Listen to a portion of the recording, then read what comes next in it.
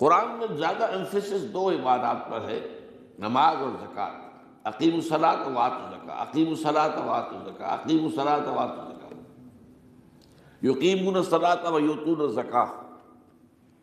یہ گویا کہ بندھا ہوا ہے ایک جوڑا، جبکہ یہ صورتحال جو ہے روزے کی بھی نہیں ہے اور حج کی بھی نہیں ہے۔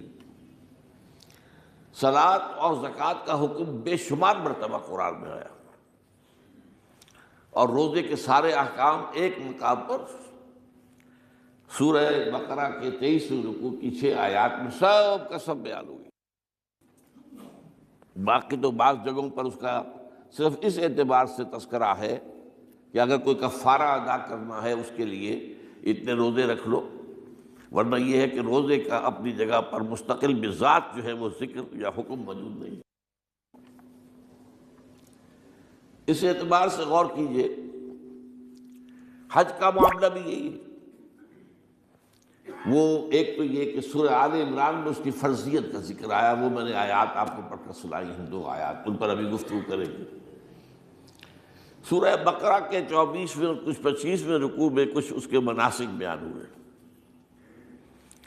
سورہ حج کے 4تھے رکوع میں اس کے مناسک بیان ہوئے، بس باقی پورے قرآن میں تو اس کا ذکر نہیں ہے۔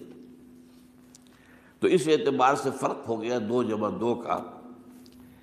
لیکن یہ جو جن کی اہمیت اس اعتبار سے کم ہو گئی ہے، اللہ تعالیٰ کی عجیب حکمت نظر آئی کہ ہماری جو 2 عیدیں ہیں وہ ان 2 عبادات کے ساتھ منسلک کر دی گئی۔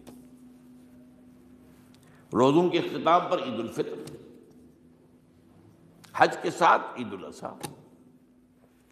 تو گویا کہ ان 2 عبادات کی اہمیت میں اگر کسی درجے میں کوئی کمی محسوس ہوتی ہے قرآن مجید کے بیان کے حوالے سے، تو اس کی تلافی اس سے ہو جاتی ہے کہ عیدین ہماری 2 ہی عیدیں ہیں، 2 ہی تہوار ہیں، اور وہ ان 2 عبادات کے ساتھ جوڑ دیے گئے۔ اب آخری بات سمجھیے، 3 جمع 1 کی بھی ایک تفریق ہے۔ 3 عبادات وہ ہیں جو موقت ہیں صرف، یعنی معلق بالزمان، ان کا تعلق وقت کے ساتھ ہے، یہ نہیں کہ کسی خاص جگہ سے متعلق ہے۔ نماز ہر جگہ فرض ہے، ہاں البتہ اس کا وقت آئے گا، اگر سورج جو ہے نصف النہار سے ڈھلکے گا تو ظہر کا وقت ہوگا، اگر کسی وجہ سے اللہ تعالیٰ کی حکمت ہو کہ سورج وہیں کا وہیں کھڑا رہ جائے تو ظہر کا وقت آئے گا ہی نہیں، ظہر فرض ہوگی ہی نہیں۔ مغرب اسی وقت فرض ہوگی جبکہ سورج غروب ہو جائے، اگر کسی وجہ سے سورج غروب نہ ہو، اور کیا پتہ یہ ساری باتیں جو ہے قیامت کا جو زلزلہ آنے والا ہے اس میں یہ ساری ہی باتیں ہونے والی ہیں، سورج مغرب سے طلوع ہوگا یہ تو وضاحت کے ساتھ کہا گیا ہے، تو مغرب کا وقت نہیں آئے گا۔ اسی طریقے سے رمضان کا مہینہ آئے گا تو روزے فرض ہوں گے۔ اس حوالے سے یہ زمانے کا تعلق تو ہے لیکن کسی مکان سے کوئی تعلق نہیں۔ حج وہ ہے جس کے تقریباً تمام مناسک جو ہیں وہ ایک خاص مقام پر ادا ہوتے ہیں۔ آپ سفر کر کے جائیے، مکہ مکرمہ جائیے، اللہ کے گھر کا طواف کیجیے، پھر وہاں سے جو بھی روانگی ہوتی ہے یوم الترویہ 8 ذی الحجہ کو نکلیے اور جا کر منا میں قیام کیجیے 1 رات، پھر 9 کی صبح کو نکلیں عرفات جائیے، عرفات میں شام تک قیام رہے گا، لیکن مغرب کی نماز کے وقت کے بعد وہاں سے نکلیں گے، مغرب وہاں پڑھیں گے نہیں، وہ جا کر مزدلفہ میں پڑھی جائے گی عشاء کے ساتھ ملا کر، چاہے کتنی دیر ہو جائے۔ بہرحال یہ ساری چیزیں ایک خاص مقام کے ساتھ ہیں، منسلک ہیں، ہر جگہ پر یہ ادا نہیں ہو سکتا۔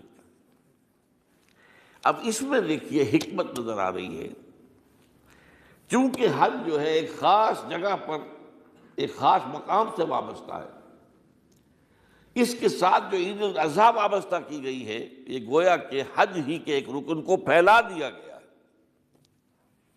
قربانی جو مناسک حج میں بڑی اہمیت کی حامل ہے، اسے عام کر دیا گیا۔ تم مدینہ مکے تو نہیں پہنچ سکے ہو لیکن یہاں پر قربانی کے اندر تو شریک ہو جاؤ۔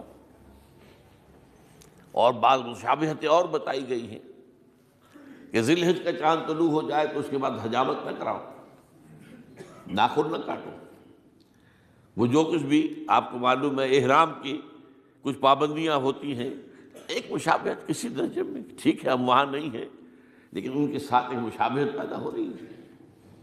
تو قربانی در حقیقت جو ہے عید الاضحیٰ وہ گویا کہ ایکسٹینشن ہے حج کی، کہ تمام عالم اسلام کے اندر جو ہے تمام مسلمان جہاں بھی کہیں ہیں وہ حج کے اس ایک منسک کے اندر شریک ہو جاتے ہیں۔ تو یہ میں نے چند باتیں تمہیداً عرض کی ہیں ان عبادات اربعہ کے بارے میں، ان کی جو ریلیٹیو حیثیت ہے ہمارے دین میں۔ اب آئیے حج کا معاملہ کیا ہے، وہ پورا ایک خاص علاقے سے متعلق ہے اور ایک خاص شخصیت سے متعلق ہے، یہ بھی نوٹ کر لیجیے۔ چنانچہ جو آیات میں نے آپ کو سنائی حج کے بارے میں، ان اول بیت وضع للناس للذی ببکۃ مبارکا وہدی للعالمین، یقیناً پہلا گھر جو بنایا گیا لوگوں کے لیے، یعنی اللہ کی عبادت کے لیے، کہ لوگ وہاں جمع ہوں اللہ کی عبادت کے لیے، وہ ہے جو بکہ میں ہے۔ بکہ اور مکہ یہ ایک ہی لفظ ہے، تورات میں بکہ کا لفظ آیا ہے، قرآن مجید میں مکہ۔ یہ تھوڑا فرق جو ہے یہ تلفظ کا ہو جایا کرتا ہے مختلف زبانوں کے اندر، جیسا کہ آپ کو معلوم ہوگا کہ آج کل جو عرب کے لوگ ہیں وہ قاف کو گاف پڑھتے ہیں، گل، گم، قم کی بجائے گم، قل کی بجائے گل، اقول لک اقول لک، وہ گاف۔ تو یہ جو ہے فرق ہو جاتا ہے۔ تو بکہ، وادی بکہ، یہ ہے در حقیقت مکہ مکرمہ۔ تو پہلا گھر جو بنایا گیا ہے، اور اس کے بارے میں جو یہ عام طور پر مشہور ہے کہ اس کے معمار حضرت ابراہیم ہیں، یہ بات صحیح نہیں ہے۔ اس کے معمار اول حضرت آدم علیہ السلام خود ہے۔ اول بیت ہے نا، پہلا گھر، تو کیا یہ ممکن ہے کہ آدم سے لے کر ابراہیم تک کوئی گھر اللہ کی عبادت کے لیے بنا ہی نہ ہو؟ تو ناممکنات میں سے اولا بیت میں خود دلیل موجود ہے۔ حضرت آدم علیہ السلام نے اس کی تعمیر کی، البتہ اس کے بعد بعض سیلابوں کی وجہ سے یہ عمارت گر گئی اور کچھ جو وہاں پر آبادی بنی تھی وہ بھی ختم ہو گئی۔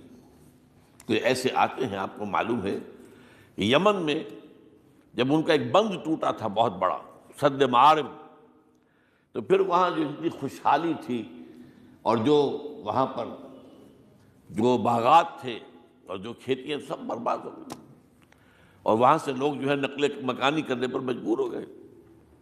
یہی یمن کے قبائل تھے جو جا کر شام اور عراق میں آباد ہوئے، یہی یمن کے دو قبیلے تھے جو مدینے میں آ کر آباد ہوئے، اوس اور خزرج، یہ یمن کے قبیلے تھے۔ تو اس بند کے ٹوٹنے کے بعد اگر خدا نہ خواستہ اگر ہمارا تربیلا ڈیم ٹوٹ جائے کیا ہوگا؟